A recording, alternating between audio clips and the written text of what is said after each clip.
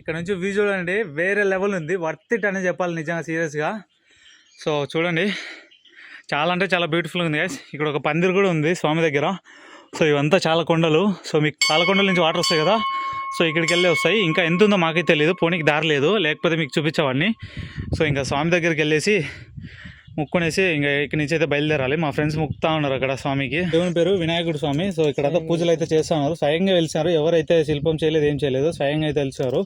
So మీకు location కావాలంటే నేను పిన్ చేసి పెడతా, మీరు ఒకసారి విజిట్ చేయండి. వర్త్ ఇట్ అనే చెప్పాలి నిజంగా. లొకేషన్ మాత్రం వచ్చేటప్పుడు నడుచుకుంటూ వెళ్ళేటప్పుడు అదంతా వర్త్ ఇట్ అని చెప్పాలి.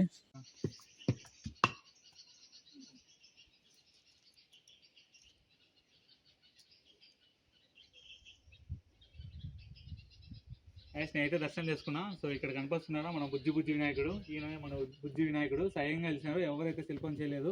సో మీరు కూడా తప్పకుండా విజిట్ చేయండి. ది బెస్ట్ ప్లేస్ అని చెప్తాను నేను మన కడపలో అయితే. సో మీకు ట్రెక్కింగ్ చేసే విధానం కూడా చాలా అంటే చాలా బాగుంటుంది.